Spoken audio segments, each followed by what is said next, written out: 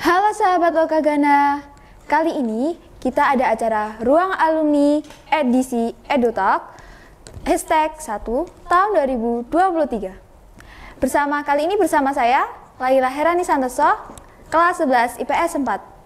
Dan tamu spesial kita hari ini ada kakak cantik, namanya Kak Listia Ayunda Putri.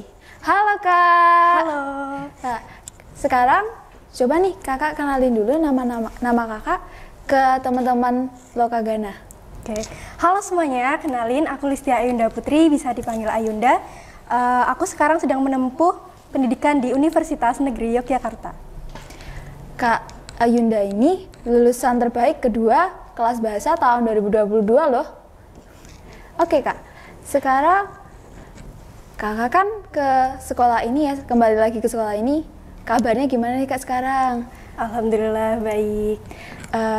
Rasanya kunjung lagi ke SMA kakak dulu ini gimana sih rasanya? Ada bedanya nggak? Beda banget sih, vibes-nya lebih beda banget. Apalagi fasilitasnya lebih bertambah lagi. Kalau lingkungan sekitar gini, dulu kakak sering mainnya di mana nih sama teman-temannya? Mainnya lebih sering ke gazebo depan kelas sih. Kesan dulu sekolah di sini gimana nih Kak? Ke teman-temannya boleh, atau ke guru-guru boleh, atau ke sekolahnya gimana kesannya kakak kepada sekolah ini? Ya, senang banget sih bisa kenal sama guru-guru yang baik di sini, apalagi wali kelasku ya, Bu Atin. Sayang banget sama Bu Atin, sabar banget sama beliau dalam ngadepin anak-anaknya yang kebetulan anak bahasa tuh bandel banget ya. Iya. Coba kakak boleh say hello nih ke Bu Atin. Siapa tahu Bu Atinnya lihat nih nanti. Oke, halo Bu Atin. Salam sayang dari Ayunda. Dari Listia ya. Oke Kak. Dulu kakak alasannya masuk SMA ini kenapa sih Kak? Kok bisa milih SMA ini, kenapa?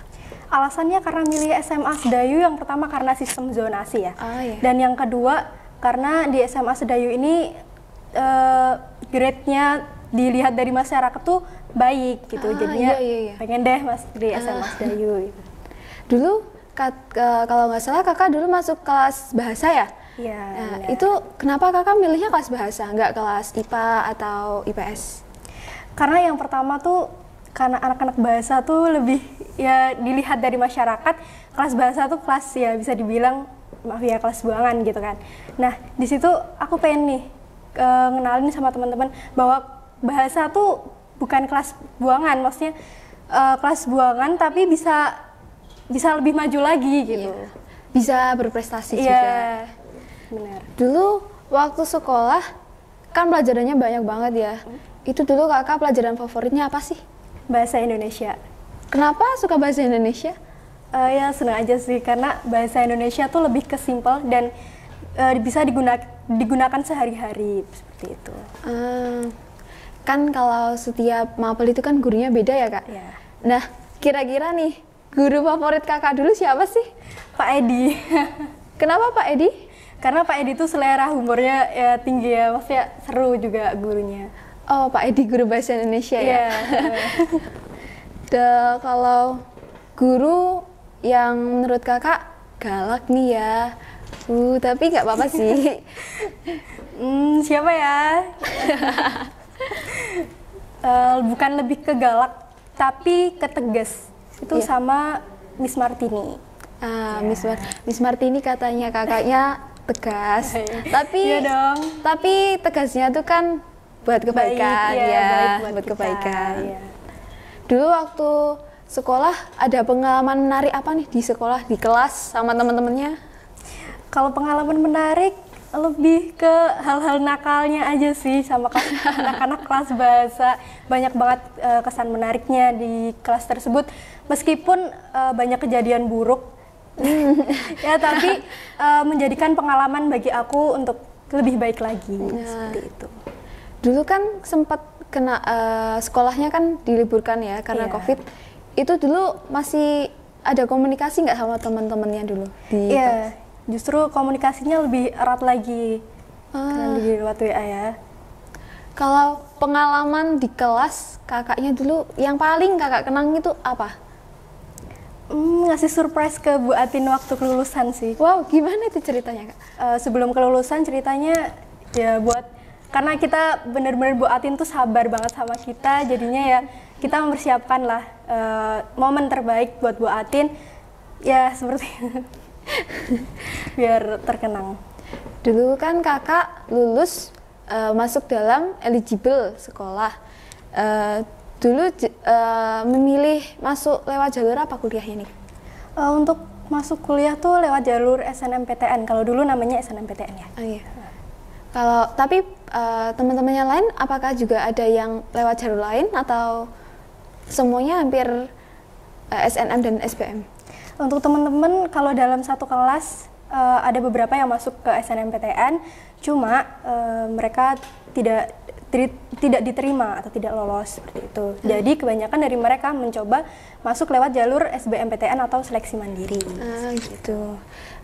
Kakak kan ini masuk urutan kedua eligible ya nih. Sistem belajarnya tuh gimana sih Kak biar kita teman-teman semua ini bisa masuk eligible juga. Jadi punya semangat buat masuk ke dalam daftar eligible sekolah. Untuk tipsnya yang pertama, jangan ngerjain tugas lewat dari deadline. Jangan lupa itu, jangan ngerjain itu. Ya.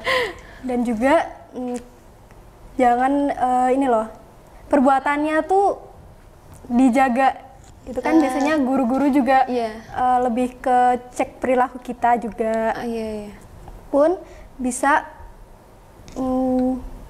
kalau ngerjain tugas itu jangan asal-asalan. Jadi semampu kita, semaksimal kita. Jadi diambis-ambisin tuh di masa-masa SMA buat ketika waktu kuliah itu tidak kaget sama pergaulan selanjutnya. Pergaulan di kuliah. Jadi intinya tipsnya itu lebih ke kita harus selalu berusaha mencoba gitu ya. Coba terus. Kalau dulu kakak trik belajarnya gimana sih untuk pembagian waktu? Biasanya kan kita juga susah bagi waktu ya karena sekarang ada gadget, biasanya kita lebih sering main gadget gitu ya. Kalau untuk pembagian waktunya untuk belajar dan bermain itu gimana Kak dulu? Untuk belajar sendiri, kalau ada tugas, misal nih kita kerjain yang mepet deadline dulu. Misal ya, ada yang besok udah deadline, ada lagi tugas yang deadline-nya minggu depan gitu. Nah kita kerjain yang deadline-nya paling dekat terlebih dahulu. Nah nanti setelah mengerjakan, baru kita kasih reward ke diri kita bisa dengan bermain sama teman kayak atau TikTok, scroll TikTok atau lainnya. Berarti kakak ini juga sering tetap masih ada waktu buat main gadgetnya juga ya, nggak diporsir. Biasanya kan ada yang porsir gitu kan belajar karena mengejar nilai juga. Kalau kakaknya sendiri terlalu ngejar nilai atau gimana Kak? Justru kalau aku sendiri nggak terlalu ngejar nilai, cuma lebih ke rajin. Rajin ya, kuncinya rajin. Kalau kita rajin, meskipun nilai kita nggak bagus, tapi guru-guru itu bakalan tetap ngasih effort baik ke kita. Setelah kan biasanya terakhir setelah ujian kan ada penghitungan eligible, lalu pengumuman eligible-nya kan Kak.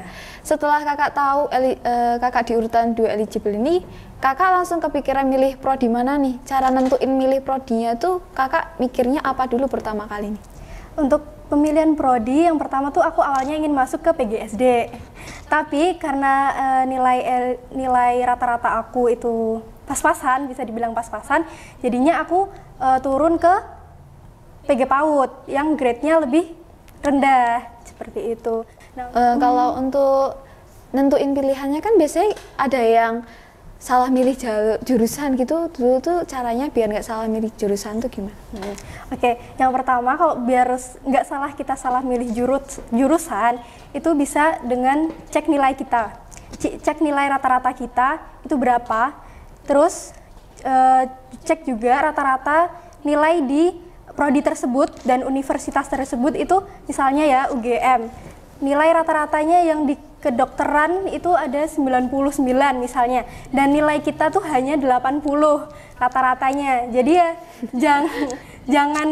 jangan terus wah ini nih meskipun aku nilainya ranking 2 dari sekolahan, tapi dengan nilai yang 99 tersebut aku nggak bisa menggapainya. Jadi kita harus realistis memilih jurusan tersebut dalam memilih universitas.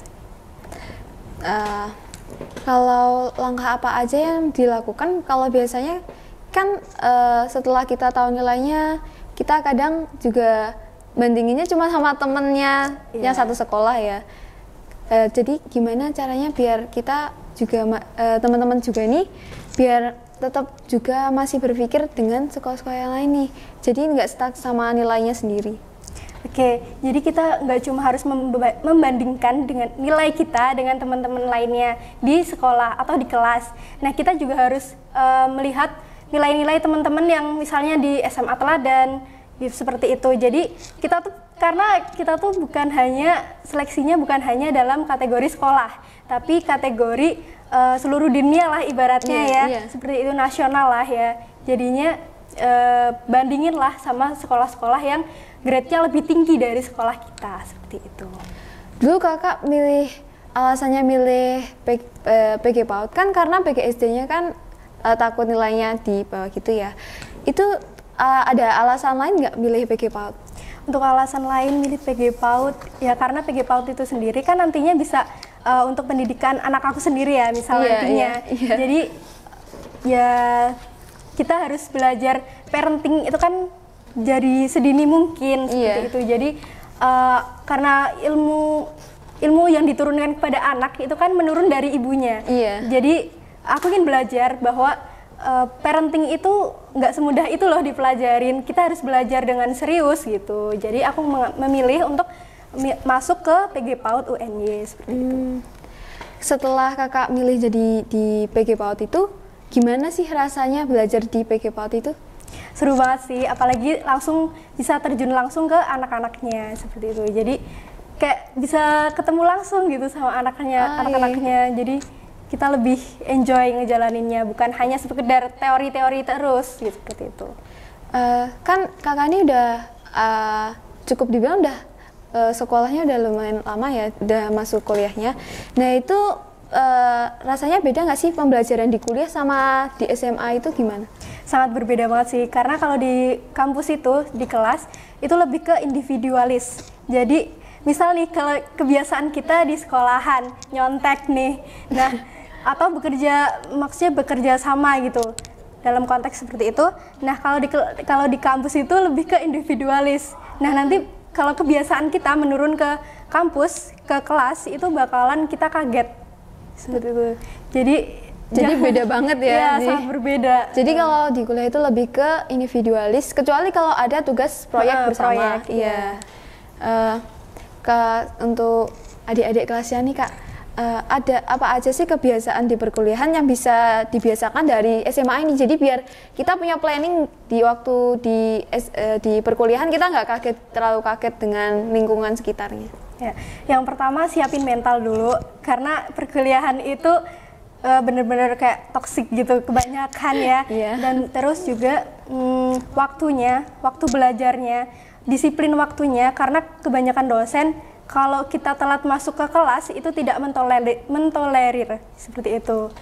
Jadi nggak lebih lumayan berbeda ya dari yang di SMA itu, karena kalau di SMA kan biasanya kita masih dibimbing, nggak apa-apa gitu, masih nggak apa-apa, besok lagi jangan diulang gitu. Kalau di kuliah lebih langsung.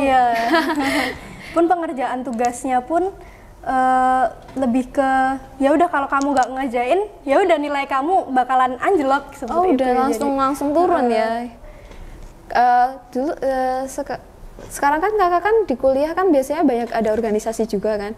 Itu kakak ikut organisasi nggak sih di perkuliahannya? Untuk organisasi di kampus, kebetulan aku masuk di LDK kampus, Lembaga Dakwah Kampus di KMIP, Keluarga Muslim Ilmu Pendidikan, dan juga di Hima Pendidikan Guru Pendidikan Anak Usia Dini. Nah, untuk kakaknya sendiri kan ini belajar masuk ke dalam prodi PG PAUD ya. Itu apa aja sih kak yang dipelajarin di PG PAUD itu?